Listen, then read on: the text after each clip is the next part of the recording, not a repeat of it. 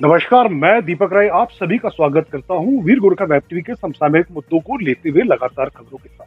आज एक बहुत बड़ी खबर दार्जिलिंग की सियासत को लेके है, जीटीए चेयरमैन अनित थापा को लेके।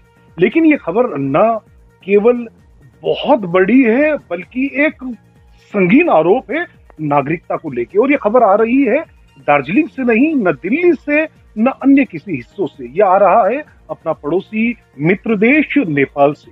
जी हाँ, नेपाल की एक वेबसाइट है काठमांडू खबर.com।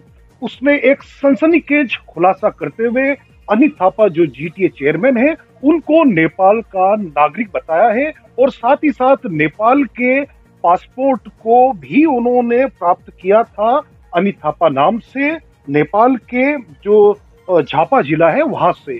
एक बड़ा सनसनीखेज जो आरोप है, जो इस तरह की खबर आने के बाद दार्जिलिंग की सियासत की जो एक उबाल है, जो वहां पे सियासत चल रही है, वो लगभग अब बदलने वाली है। आपको बता दें कि जो ये वेबसाइट है काठमांडू खबर.com, उसकी खबर के अनुसार वो पूरी की पूरी खबर नेपाली भाषा में है, उसको हिंदी में रूपांतरित करने का प्रयास करूंगा। काठमांडू से खबर है और उसमें कहा गया है कि नेपाल के सरकारी कागज का दुरुपयोग करते हुए बेपत्ता हुए व्यक्ति जो भारत की सत्ता राजनीति में हावी होने लगे हैं, वह नेपाल के नागरिक की हैसियत से वहां पे विक्रम संवत 2051 में संयुक्त अरब अमीरात दुबई में बसे हुए व्यक्ति अनित थापा है। आगे कहा गया है कि उन्होंने आने वाले अप्रैल महीने में भारत के राज्य पश्चिम बंगाल के प्रांत में एक विधानसभा क्षेत्र है खरसियांग है, वहां से चुनाव लड़ने की भी तैयारी कर ली है। इस वेबसाइट के अनुसार नेपाल में जिस तरह से डिजिटल क्रांति उतनी उस हिसाब से नहीं है, अधिकतर कागज दफ्तरों में ही पाए जाते हैं एवं पूरी तरह से ऑफलाइन काम होता है।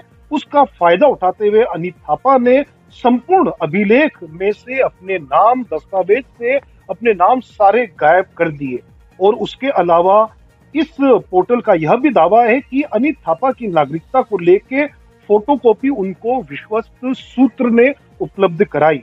ये आप ये स्क्रीन में मेरे साथ साथ आप देख सकते हैं कि किस डॉक्यूमेंट की वह बात कर रहे हैं।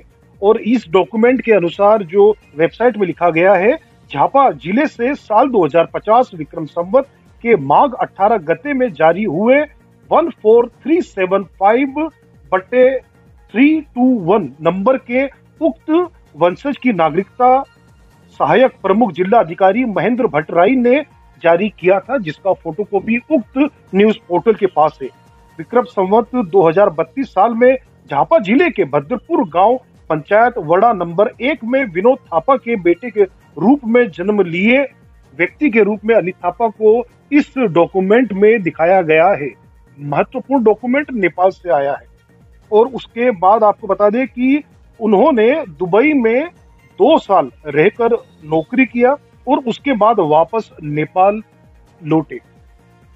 इस पोर्टल के अनुसार जो आगे लिखा गया है, ये जानकारी के अनुसार अनित थापा ने नेपाल एवं भारत दोनों तरफ बहुत बड़ा प्रश्न राजनीति में खड़ा कर दिया है, क्योंकि वह नेपाल के नागरिक होने के साथ साथ भारत सरकार के इतने उच्च पद में आखिर कैसे पहुंच गए। यदि उन्होंने नेपाल की नागरिकता ग्रहण की थी और नेपाल के नागरिक है, तो वह भारतीय नागरिक होने के हैसियत से ही उस तरह के पद में पहुंच सकते हैं। और अगर वाकई वह भारत के नागरिक है, तो उन्होंने नेपाली नागरिकता का प्रमाण पत्र किस जालसाजी के साथ बनाया और किस आधार पे वह दुबई जाने में सफल हुए। नेपाल के कानूनविद के अनुसार जो इस पोर्टल में उल्लेख है कि इस बारे में नेपाल और भारत की सरकार को उचित छानबीन करनी चाहिए, जिसके अनुसार वह अधिवक्ता केशव राज खनाल का हवाला देते हुए कहते हैं कि यदि उन्होंने ऐसा काम किया है एवं यह प्रमाणित हो जाता है, तो उनके ऊपर नेपाल में चल रहे प्रचलित कानून के अनुसार वहां पे एक केस चल सकता है उनके ऊपर। इतना गंभीर इस पोर्टल में दावा किया गया है। और साथ ही साथ फौजदारी का मुकदमा भी उनके ऊपर नेपाल में चल सकता है, जिसकी सजा अलग अलग उनके कानून व्यवस्था के अनुसार है। आखिर वह कह रहे हैं कि क्या है यह विषय और ये कौन है अनित थापा। भारत में जिस तरह से उन्होंने लिखाया है कि खरसंग वासी श्याम बहादुर थापा के बेटे हैं और एक तरफ नेपाल में विनोद थापा के बेटे हैं। अपनी रोजी रोटी के लिए वह दुबई चले गए थे। यह बड़ी खबर है। देखिए, दार्जिलिंग की सियासत जिस तरह से इस समय बहुत उबाल के दौर में है, इस तरह की खबर नेपाल से आ जाना बहुत बड़ा प्रश्न खड़ा करता है भारतीय गोरखाली समाज के लोगों के साथ, क्योंकि हम हमेशा से अपनी नागरिकता के लिए जद्दोजहद कर रहे हैं एवं जद्दोजहद के लिए लगातार खड़े हुए हैं। इसके आगे उन्होंने लिखा है कि बिमल गुरुंग ने साल 2007 के अक्टूबर 7 तारीख में गोरखा जनमुक्ति मोर्चा नामक एक राजनीतिक दल का गठन किया था। उसमें भी अनित थापा की भूमिका सक्रिय थी। अनित थापा ने अपनी राजनीतिक जीवन वहीं से शुरू की और साल 2017 के जून महीने में दार्जिलिंग में गोरखालैंड राज्य निर्माण के निमित्त एक बहुत बड़ा आंदोलन भी चलाया। गोरखालैंड राज्य निर्माण का जो एक आंदोलन हुआ था, उसमें भारत के संपूर्ण अलग अलग कोनों में बसे हुए गोरखाली समाज के लोगों ने बढ़ चढ़कर हिस्सा लिया था। इसके अलावा आपको बता दें कि बहुत एक बड़ी चीज इन्होंने जानकारी यहाँ पे दी है। ये पूरा एक जो इस वेबसाइट की लिंक है वहां नीचे डिस्क्रिप्शन में दी गई है।